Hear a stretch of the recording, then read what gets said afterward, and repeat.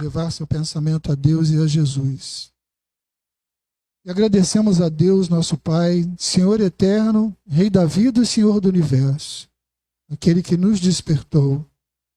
Agradecemos a Jesus, nosso Mestre, nosso guia e modelo, Senhor do Evangelho, Príncipe da Paz. Agradecemos aos anjos guardiões, nossos mentores e amigos espirituais dessa casa e que nos acompanham sempre. Agradecemos pela oportunidade, por nossa escolha de estarmos aqui hoje, na Irmandade e na família Cefac, sob estudo do Evangelho de Jesus e nas suas bênçãos eternas. Que assim seja, graças a Deus. Muito bem, então vamos aqui à minha colinha. Temos o prazer hoje de receber o nosso irmão Evaldo Raia, que é um trabalhador do Cefac, mas também dirigente do Centro Espírita Casa do Caminho Chico Xavier, que hoje vai falar sobre, sobre a perfeição, nossa, tema difícil, hein? Do livro Jesus e Evangelho à luz da psicologia profunda. Evaldo, seja muito bem-vindo novamente, a palavra é sua.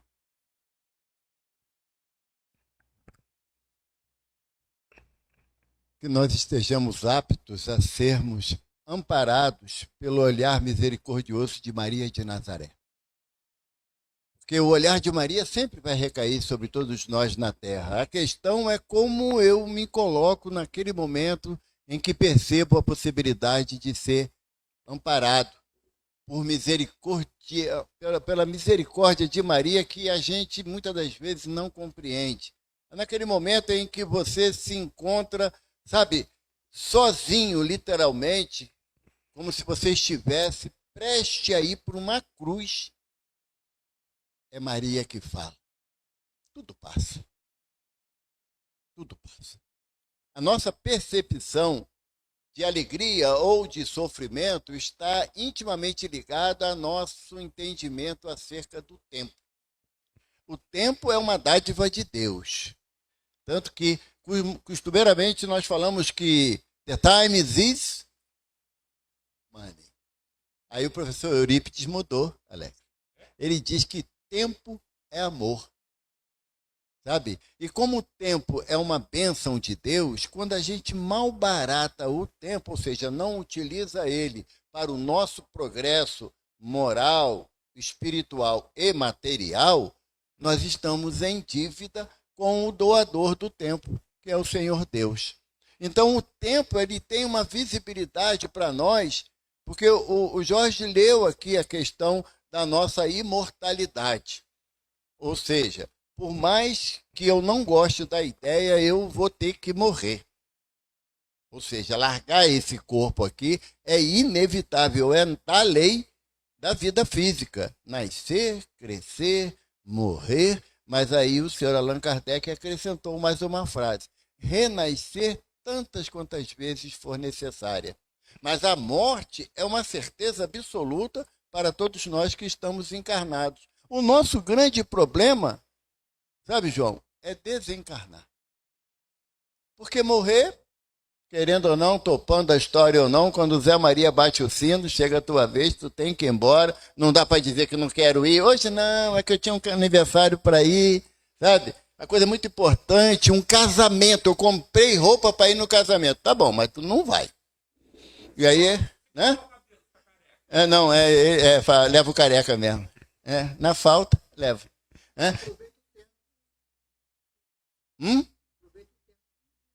Pois é, né? Tu vai reunir todo mundo, né? No casamento, no enterro, né? Mas vai ter gente lá. Vai lá. É alugado? Não, né? Não. Então, a nossa percepção em relação ao amor e à misericórdia de Maria ainda está numa fase muito inicial pela nossa inexperiência quanto ao sentido de amar. Ainda temos uma visão do amor, o amor que é possessivo.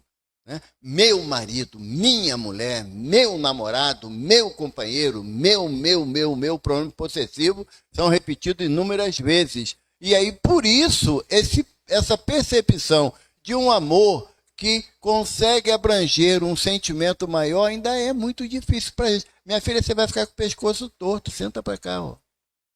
Quer não? Quer ficar com o pescoço torto. Então tá bom, eu tentei, vocês são testemunha, né?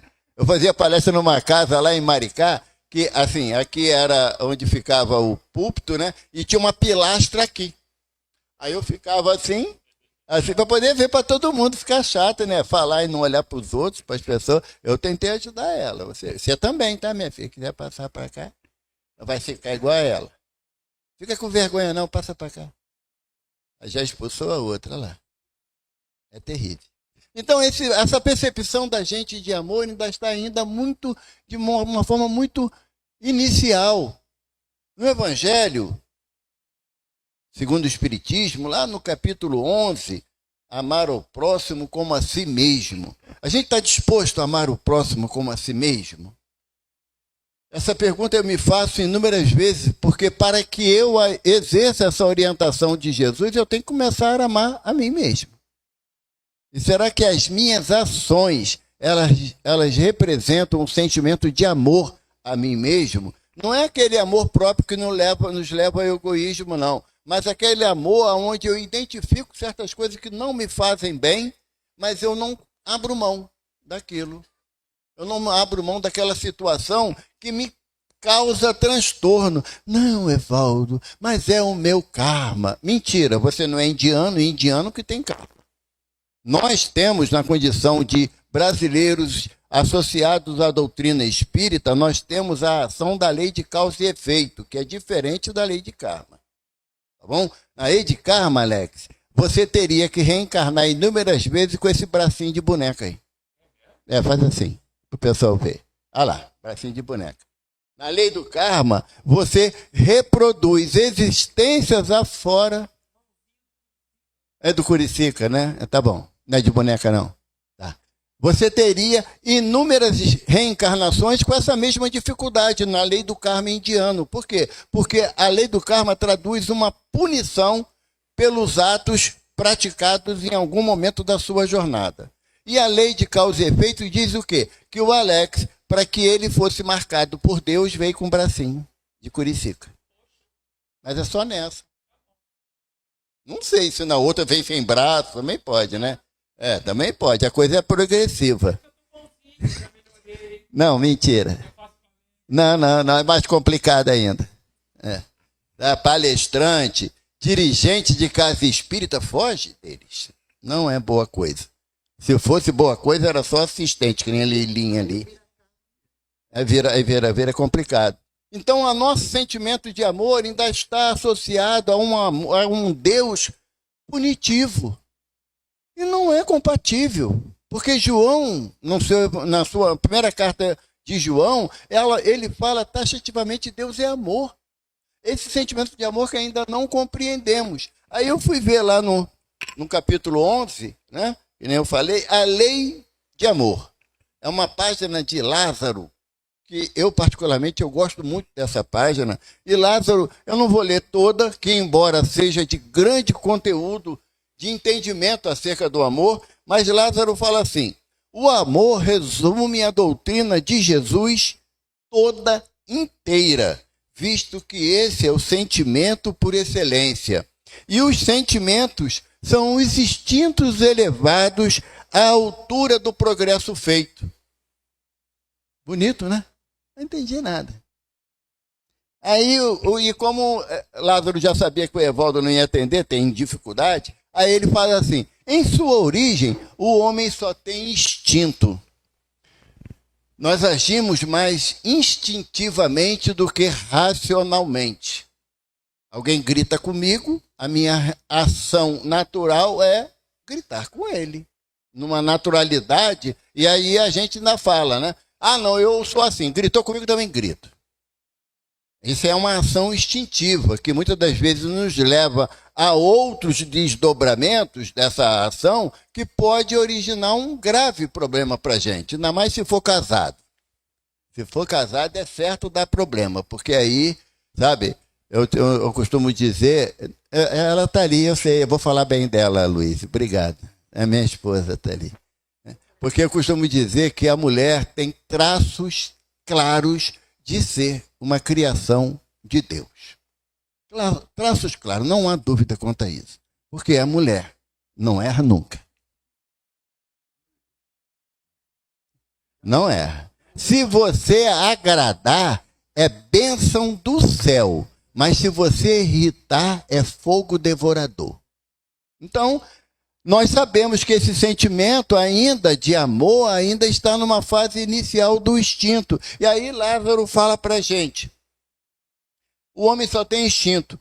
Quando instruído e depurado, quando avançado e corrompido, só tem sensações.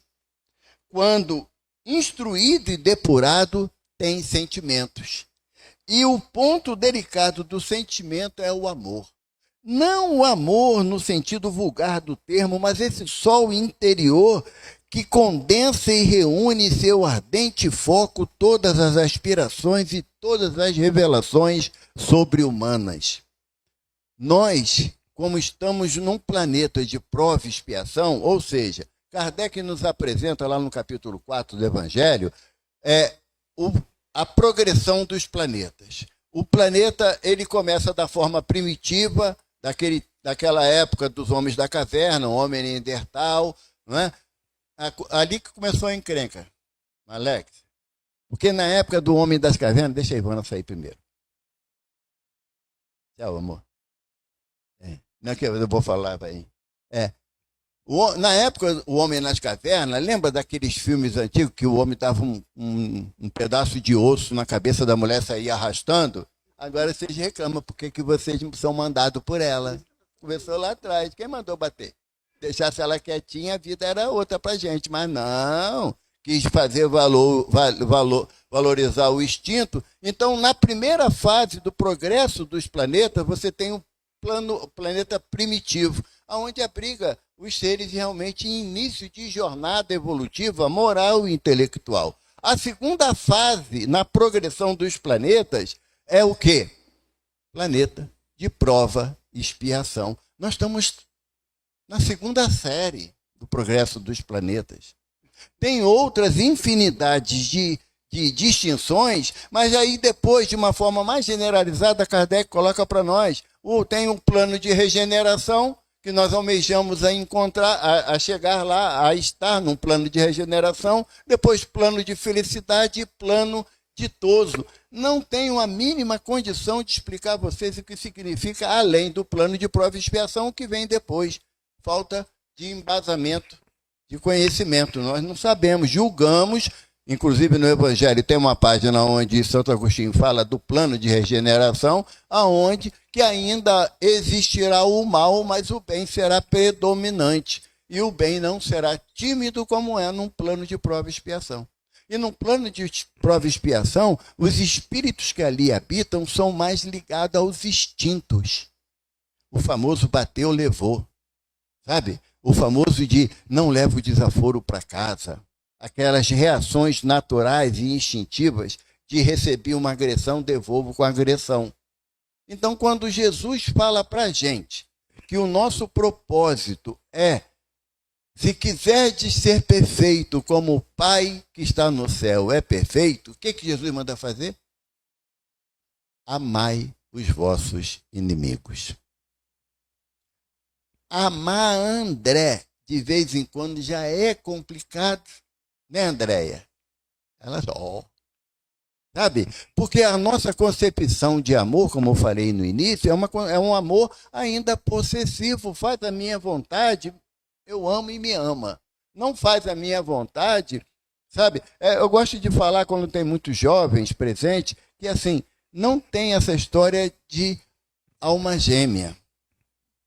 Você pode transformar, igual a Norma transformou o Alex, em alma algemada. Né, Norma?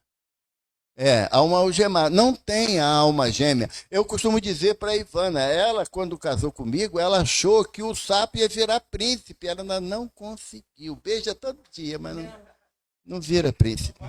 Não rola. Mas ela insiste, aí também a gente não pode brigar. Então, nessa percepção de instinto, nós somos imediatistas nas nossas vontades.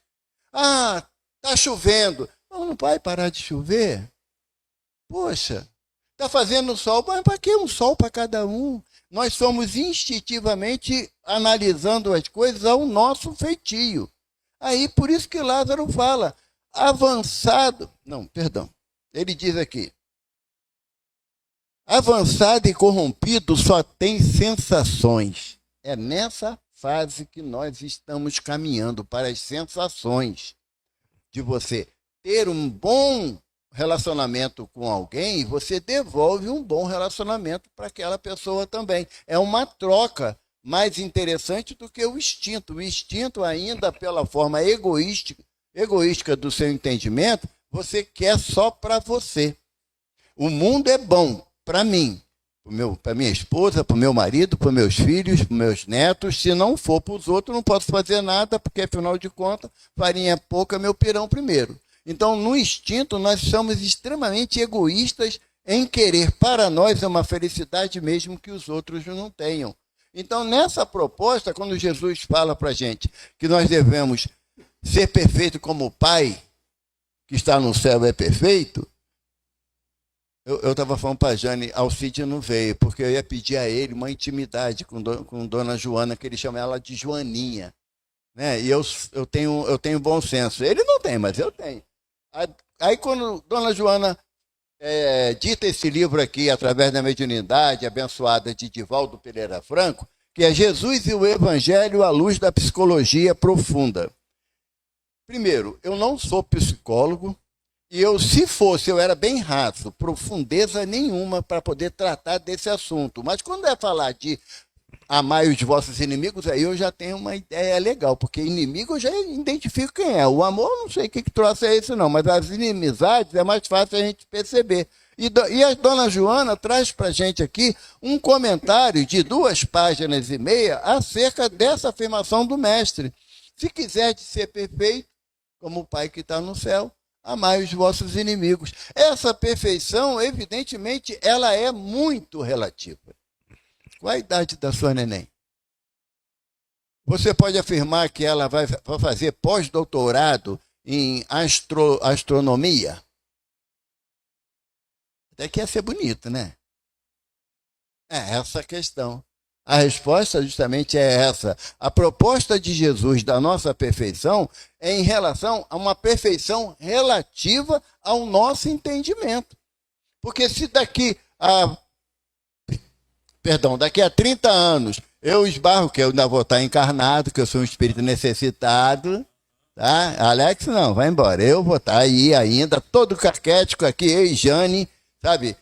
Vai ter que botar um elevador ali pra gente subir, né, Jane? Que escada nem pensar. E chega a filha dela, como é o nome dela? Marina. Então, aí a Marina chega aqui para poder apresentar para a gente o título do segundo pós-doutorado dela na matéria de astronomia. É lindo de morrer, mas a gente não é tudo isso uma suposição. E a perfeição que nós imaginamos também é uma suposição. Porque eu poderia perguntar aqui para cada um de nós qual o conceito de perfeição. Fica complicado. A gente não tem ainda parâmetro da perfeição em relação ao planeta Terra e muito menos a perfeição em relação à espiritualidade. Não dá, sabe? A gente ainda é muito totoca, né, da cabeça para isso. Não dá para você mensurar uma comparação de algo totalmente abstrato para nós. E Jesus queria isso, essa reflexão sobre a temática da perfeição. Por quê? Porque ele primeiro relata que o grau de comparação de Jesus é elevado, é com Deus. E o que ele está falando? Você consegue compreender o teu próximo? Não. Tem hora que não dá. Por mais que eu queira exercer essa atividade, eu encontro dificuldade desse entendimento. E como então que eu posso avaliar a perfeição de Deus? No Livro dos Espíritos, Kardec pergunta se as características de Deus que nós conhecemos, que Deus ele é imutável, onipotente, onisciente, é o suficiente? Aí os Espíritos dizem para Kardec, para o vosso entendimento, sim. Mas é muito mais do que isso. O nosso entendimento acerca de Deus. O Jorge, aqui na prece inicial, ele fala, ele vem do nosso pensamento a Deus e a Jesus. Eu digo para você de coração, eu não sei o que eu vou pensar. Porque qual a imagem de Deus que eu posso colocar dentro dessa cabeça aqui minúscula de entendimento que vai me fazer esse processo de ligação? De Jesus não tem, porque Jesus não é isso aqui não. Aqui é um ator de Hollywood, né? A figura de Jesus já torna para mim um pouquinho complicado. Então, a minha relação, quando o dirigente manda elevar os pensamentos a Deus, a Jesus, eu penso na floresta, eu penso nos animais, no mar, que é uma expressão de bondade, de amor infinita, eu penso na borboleta, e eu tenho um pensamento meio besta, eu penso na barata. Barata também é filha de Deus.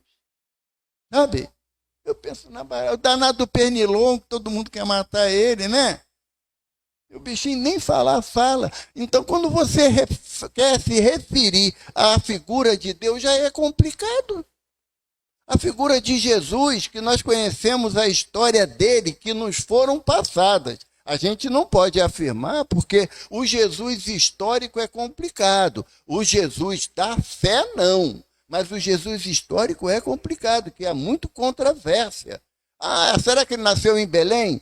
Ou não foi em Belém, foi em outro lugar? Ah, ele é filho mesmo de Maria e José? A gente se pega a pequenos detalhes e esquece do essencial. É que ele diz, se teu irmão te injuria, te calunia, deseja o seu mal, o que Jesus manda fazer? Senta a mão na cara dele? Não. Ora a Deus por ele. A gente tem vontade, às vezes, de sentar a mão mesmo na cara, dependendo de quem for. A gente tem vontade. Só que nós já somos envolvidos por um sentimento de bom senso, de comportamento social mais adequado. Se acaso a Wanderleia não gosta de mim, ela tem os motivos dela, né? Mas eu não tenho o direito de me impor a ela para que ela goste de mim. Não é esse o princípio que o bom senso do Evangelho me propõe. Se teu irmão te injuria, te calunia, deseja o seu mal, ora a Deus por ele. Ao invés de você mandar vibrações negativas para a pessoa, porque a pessoa não gosta de você e ninguém é obrigado a gostar de ninguém, então eu, orando pela pessoa, eu entro num equilíbrio de emoção aonde a pessoa que está me agredindo que se sente mal. Porque eu não vou retribuir esse mal que ela deseja para mim. A ação é uma ação consciente.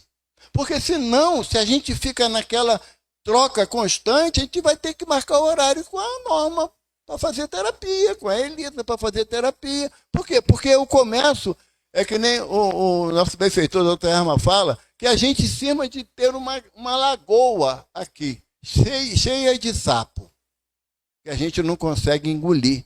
Por quê? Porque eu ainda não aprendi a difícil arte de orar por aqueles que me injuriam, me caluniam, desejam meu mal. É uma ação de inteligência, não tem nada a ver com religião. Aí Dona Joana fala para a gente assim, não dá para ler, não trago papel nenhum, quando eu trago me enrolo. Ó, óculos cai, culpa do Alex. Me ajuda? Agora? Cai tudo. Esqueceu que eu sou orgulhoso? Aqui na lição, na página 153, que é da perfeição, Dona Joana fala assim num trecho assim para a gente.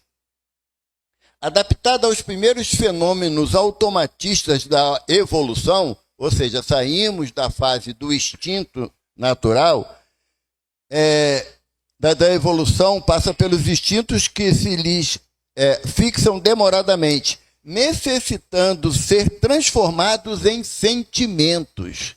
E Lázaro fala que a gente só vai conseguir transformar nossas sensações em sentimentos quando estivermos evoluídos e depurados. Para mim, não existe dúvida nenhuma de que o irmão João tem um sentimento de amor e carinho por cada um de nós intensamente. Por quê? Porque ele já venceu a barreira do instinto e das sensações do que eu quero do meu jeito. Se o irmão João ainda estivesse nessa fase do tem que ser do meu jeito, certamente nós, por sermos seres inteligentes, bom, aqui não vai dar para rolar porque eu também tenho opinião, eu também quero expressar a minha opinião. Quando eu falo em termos de Chico, que é o mentor lá da minha casa, de trabalho mediúnico, quando eu penso em Chico, eu sei que ele já é possuidor de um desejo de amor ao próximo. Chico estava lá em Uberaba, Alex. Aliás, em Pedro Leopoldo ainda. E uma senhora, ele trabalhava na Fazenda Modelo, né, lá de Pedro Leopoldo. E uma senhora foi lá na fazenda, que ela estava muito desarvorada, cheia de coisa na cabeça, queria falar com o Chico. Mas lá na Fazenda Modelo, o Arthur Joviano, que era o chefe do Chico, falou para ele, Chico, aqui é um local de trabalho. Então, no local de trabalho, por mais que eu goste e respeite você, não dá para você ficar atendendo as pessoas aqui. E a gente não tem muito bom senso para isso, não, né? Eu estou com um problema, eu acho que vai ter... Eu vou ligar para a Jane, ficar 2 horas com ela no telefone e sem querer saber se ela tem outras responsabilidades que ela também tem que resolver. E aí o Chico, toda vez que chegava alguém na Fazenda Modelo para falar com o Chico, o porteiro falava assim, olha, seu Chico está lá para o meio do pasto, dá para chamar não. E a mulher voltou para Uberaba, chateada, de tarde ela foi na casa de André Luiz, não é o do nosso lar não, é irmão do Chico, sabe? E quero falar com o Chico. Aí o André falou, essa hora ele está trabalhando, tá nada, fui lá, está passeando no pasto. Ele, bom, ele só vai chegar mais tarde. Vai lá no Centro Espírita Luiz Gonzaga, obrigado. Luiz Gonzaga, o Zé Cândido está lá, que era o outro irmão do Chico. Ela foi lá e Zé Cândido falou, olha, Chico não chegou, 8 horas ele vai estar aqui. A senhora vem. A mulher saiu vendendo azeite. Quando ela chega às 8 horas lá, Chico está sentado na cadeirinha dele, atendendo uma pessoa. Ela chega na frente da mesa e fala assim, Chico, eu quero falar contigo. Ele falou, ô, minha irmã, que bom, daqui a pouco eu atendo a senhora. Não, Chico, eu estou precisando de um passe. Agora.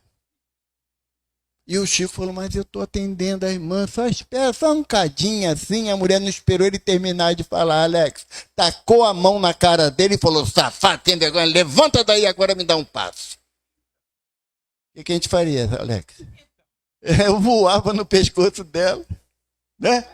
Não ia ter, mano, eu que me segurasse ali da história. Chico levantou da mesa, foi para a cozinha, muito trêmulo, nervoso, não esperava aquela violência, aquela reação, e ele bebendo água da moringa, aí Emmanuel se apresenta. O que houve, Chico? Eu acho, Emmanuel, você não viu o que a mulher fez? Tascou a mão na minha cara. Você não acha que eu estou com a razão? Aí Emmanuel falou, você está com a razão, e ela com a necessidade, vai dar passe nela. Assim. Então, como é que eu vou achar que um espírito igual esse pare pá com o Evaldo? Não dá. Então, a nossa percepção de amar ao próximo, de processo de perfeição relativa, passa primeiro pelo domínio das nossas emoções. Enquanto eu estiver na fase do instinto, eu estou distante absurdamente desse momento de equilíbrio. Desse momento de equilíbrio. Nós entendemos que o outro tem que ser equilibrado num grau máximo. Nós não. Nós somos gente. Gente não é equilibrado. E por que não? O outro não é? O outro não é? Divaldo Pereira Franco, né? Retornou recentemente à espiritualidade. Uma história que eu gosto de contar, porque muitas das vezes nós temos lampejos de vaidade, prepotência e orgulho e não percebemos. Tá? Divaldo conta que ele estava... tem um grupo espírita Redenção, que é o mantenedor da mansão do caminho, e o irmão que dirigia a reunião mediúnica e fazia o diálogo com os espíritos, desencarnou. Mas não tem mania feia, né, de morrer assim, no meio do trabalho, né? Não espera, não avisa, não dá aviso prévio nem nada, desencarnou. E o Divaldo ficou, porque o Divaldo não podia dirigir a reunião mediúnica, sabia, Alex? Dona Joana falava para ele que ele era um médium como outro qualquer. Não sei qual é a visão da dona Joana nesse sentido, mas ela falou isso para Divaldo, que Divaldo era um médium como outro qualquer, e na reunião mediúnica ele tinha que se prestar aos irmãos sofredores, como os outros médios faziam. Que ele não tinha, olha só, capacidade para dirigir uma reunião, dirigir a Mansão do Caminho. Atendia 5.000 pessoas por dia, atende, né? Mas a reunião mediúnica a dona Joana não deixou. E aí o Divaldo questiona a dona Joana, e agora? O fulano desencarnou. Divaldo, orienta aos irmãos que durante 3 semanas a reunião mediúnica será feita através de um estudo. Abre uma página do Evangelho, comenta uma página recebida. 3 semanas. Ao final de 3 semanas você será orientado. E Divaldo passou, ele diz isso numa entrevista, as 3 piores semanas para ele. Toda vez que entrava alguém no Grupo Espírita Redenção, ele achava que era aquela pessoa que ia ser o novo dirigente da reunião. E dona Joana, em silêncio, nada falava. Passado 3 semanas, terminou o estudo do Evangelho, Divaldo estava fazendo algumas anotações ainda à mesa, todo mundo levantou para ir embora, abriu a porta a dona Zefinha, que era quem fazia a limpeza da sala mediúnica. Aí Joana falou assim, aí Divaldo, é ela. Não, a senhora não está entendendo, né? É Zefinha, dona. Ela ajuda a gente caridosamente aqui, limpando as salas, com muito carinho e amor. Pois é, Divaldo. Ela tem o que você não tem, que é amor. Então é ela que vai dirigir a reunião. Aí mandou Divaldo convidá-la. Aí não era mais Zefinha, era Dona Josefa. Dona Josefa, acabou a intimidade, né? Senta aqui. Aí Divaldo falou para ela, olha, Dona Joana está convidando a senhora. Ah, seu Divaldo, eu não sei nem as letras, eu sou analfabeta. Aí Dona Joana para Divaldo, mas tem o Evangelho no coração. Mas então, a senhora tem o Evangelho no coração. É só a senhora deixar o coração fluir. Essa cena está no livro, no filme. Quem viu o filme do Divaldo, aquele momento que o homem, muito letrado, querendo convencer o espírito começou a deslanchar os erros que ele comete no dia a dia, e depois a irmã que estava sentada levantou e amorosamente envolveu o espírito. Quem viu o filme lembra dessa ação. Isso quer dizer o quê? Que a proposta de Jesus é que nós comecemos a exercitar o amor ao próximo. Porque se você não consegue amar o próximo, você dificilmente vai ter condições de amar o inimigo. Tem hora, né? Ana está lá fora? Tá. Tem hora que amar a esposa é complicado, o marido também é complicado pra caramba de a gente amar. Tem hora que a gente tem a percepção, a Norma já falou isso para mim, que tem hora que ela deita e acha que está dormindo com o inimigo. João não ri não, João. A Adriana não está aqui, mas ela vai assistir depois, tá bom? Sabe, porque a gente tem essa dificuldade de amor mesmo. O nosso sentimento de amor não passa jamais pela doação, só pela recepção. Sabe o que é amar os inimigos? Vou dar mais um exemplo para a gente, que o exemplo fica mais fácil de gravar. Adolfo Bezerra de Menezes. Estava encarnado, ele era presidente da Federação Espírita Brasileira, isso lá no final do século XIX. O filho mais velho de Dr. Bezerra fazia medicina em São Paulo, 23 anos, e foi acometido por um processo obsessivo intenso, de tal forma que o doutor Bezerra teve que ir a São Paulo, trazer ele para o Rio, porque ele estava completamente desnorteado de tudo que ele precisava fazer, e ele estava no 3º ano de medicina. E o doutor Bezerra viu a dificuldade dele, sabia que era de cunho espiritual. Doutor Bezerra começou na reunião, ele dirigiu uma reunião mediúnica lá na Federação, às quintas-feiras, e toda reunião ele colocava o nome do filho à mesa e mentalmente pedia a Jesus que tivesse compaixão daqueles espíritos que estavam atormentando o rapaz. Durante 5 anos. Passados 5 anos, o espírito se manifestou. Alex, sou eu que estou perseguindo o teu filho. E o doutor Bezerra falou, meu amigo, o Evangelho nos ensina o amor ao próximo. E não é pelo fato de você perseguir meu filho que eu deixarei de te amar. Teria a mínima condições de Evaldo fazer essa correlação. E aí, o Espírito ia, toda quinta-feira era evocado, passava pela orientação de Dr. Bezerra, no passar de 3 anos, já vão 8, né? 5 de evocação e 3 anos de atendimento, o Espírito falou assim para o Dr. Bezerra: eu vou me afastar do teu filho. Você me convenceu que eu estou no caminho errado e eu vou me afastar. Mas a simbiose que se criou ao longo desses anos entre eu e ele, eu passei a parasitar os centros de força dele. Se eu sair de junto dele, ele desencarna. E aí? E aí? Mas a gente está falando de Adolfo Bezerra de Menezes, não está falando de um espírito qualquer. Sabe o que o doutor Bezerra falou? O meu amor pelo meu filho é o mesmo que eu tenho por você. Se a tua libertação significa o desencarne dele, que ele desencarne em nome de Jesus e sejam os dois amparados. O espírito se afastou, 5 dias depois o filho dele desencarnou.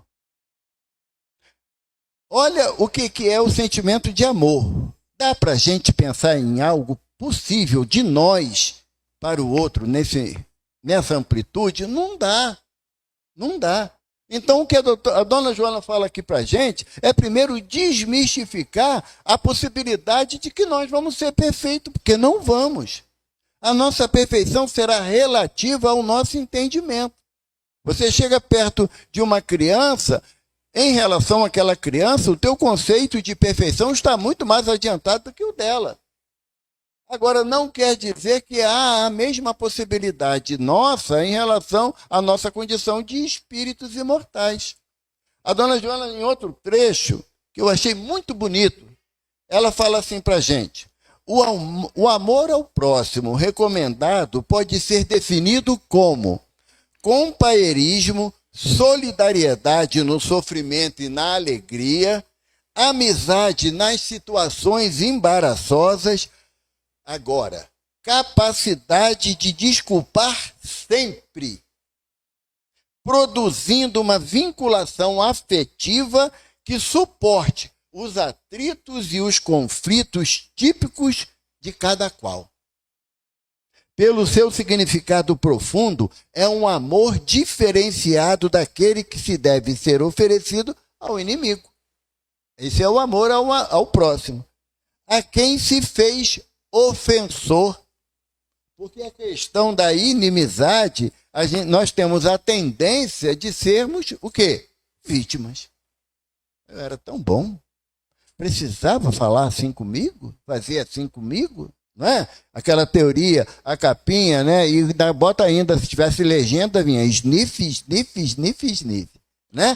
E nós temos essa tendência natural de nos colocarmos na condição de agredidos, jamais de agressores. Jamais de agressores. As reuniões mediúnicas existem em vários estágios e tem uma reunião destinada à desobsessão, que são os casos mais sérios de intervenção espiritual por desavenças anteriores. Não há possibilidade da Andréia estiver caminhando lá na taquara e um espírito passar e falar: não fui com a cara dela, vou obsediar ela. Ah, vou. Não há. Isso aí não acontece. O que vai acontecer é o seguinte: a Andréia passou, agora está numa nova roupagem, né? Eu sei que tu não presta. Lembra o que tu fez comigo? Ela vai dizer: não lembro de nada. Então, lá na nossa casa, por orientação espiritual, nós mudamos a terminologia de desobsessão para enfermagem espiritual de irmãos incompreendidos. Porque toda a ação de obsessão está basicamente relacionada com desafetos anteriores. desafetos que eu conquistei pelas minhas ações e desafetos que eu busquei pelo mal que eu desejo ao próximo. Então, Dona Joana fala para nós que, pelo seu significado profundo, é um amor diferenciado daquele que deve ser oferecido ao inimigo, a quem se fez ofensor. Quando eu ofendo alguém, quando eu entendo que a pessoa tem a obrigação de me perdoar. Poxa, eu pedi desculpa. Emmanuel fala que o perdão pedido é um direito. Você pedir perdão a alguém é um direito. Agora, ele te perdoar é um presente que ele te dá. E o presente você não é obrigado a dar. Você não pode exigir, uma vez que você errou, pedir o perdão ao outro, você não pode exigir que o outro te perdoe, porque o tamanho da ofensa é de acordo com a dor que você sente. Muitas das vezes, nós utilizamos a palavra... Eu até vi uma coisa na internet no dia, achei interessante. Um casal, a menina assim no balcão lá na cozinha, e o rapaz pegava palavras dificílimas, nome químico de remédio, né, que às vezes é grande pra caramba, né, paralelepípedo, sabe, a mulher ia lendo tudo de primeira. Aí ele pegou uma placa escrito desculpe. Aí ela engasgou. Diz. Sabe? Aí ele foi, pegou uma outra palavra difícil, botou, ela leu, beleza. Botou de novo, desculpe, ela não entendeu. Aí ele, vendo a agonia, ele fala assim, desculpe, ela está desculpada. Porque nós temos dificuldade de pedir perdão, pedir desculpa. É muito mais vantajoso para o meu ego, Marilene, eu te perdoo. O ato de perdoar enaltece o orgulho. E o ato de pedir perdão enaltece a humildade. E aí temos dificuldade. Ivana, desculpa. Desculpa. Não escutei. Desculpa. Valdo, não estou... Desculpa. Não está entendendo o que eu estou falando, o que eu estou pedindo? Sabe, a gente se irrita numa ação que deveria ser reconciliativa. O pedido de desculpa, o pedido de perdão é uma ação reconciliativa. Aí eu peço normal, Ivana, desculpa, foi mal. É sempre assim, pisa na bola, depois pede desculpa. Porque o outro ainda não tem o mesmo padrão de entendimento que eu também não tenho da proposta de reconciliação com eu. Está desculpado. Quanto? Eu ia começar agora.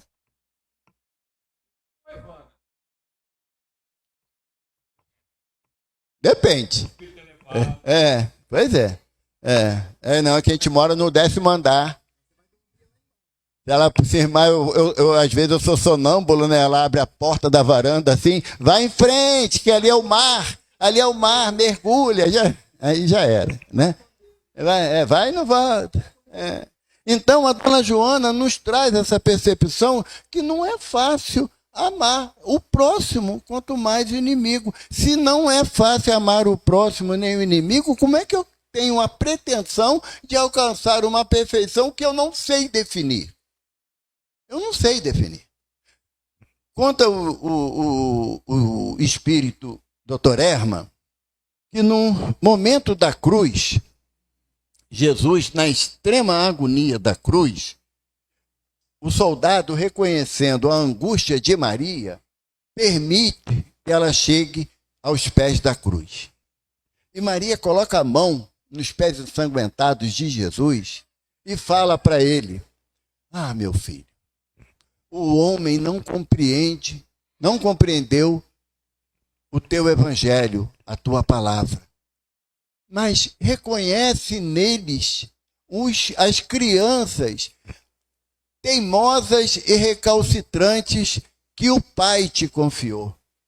Perdoa, filhos. Uma mãe, vendo o filho ultrajado numa cruz, eu falei no início da misericórdia dela, é capaz de pedir ao filho, sendo ultrajado na cruz, que tivesse compaixão de todos. Aí Jesus traz aquela frase imortalizada pelo seu amor. Pai, perdoa-os, pois não sabem o que fazem. Então, o nosso sentimento de perfectibilidade ainda está associada a ter um corpinho razoável, um cabelinho bem arrumado, sabe? Um carrinho, mesmo que seja simples, mas que me leve aonde precisa, porque afinal de contas eu sou espírita, o outro não é, coitado dele. É doce ilusão. É doce ilusão. Certa vez perguntaram ao Chico, ainda encarnado, se ele tinha visitado o nosso lar. E ele falou que, por circunstância da tarefa dele, algumas vezes. E ele falou assim, aí perguntaram ao Chico, Chico, você viu muito espírita lá? Ih, meu filho, quase nenhum. Em nosso lar tem cristãos. Aqueles que se esforçam para mudar o seu entendimento e fazer o máximo de bem agora. Sabe? Olhar um para a cara do outro e falar, vamos em frente. Tu não é perfeito, eu também não sou. Nós podemos caminhar juntos na mesma direção que Jesus nos ensina, porque ele fala que ele é o caminho da verdade e da vida. E quem andar comigo não estará em trevas. Graças a Deus.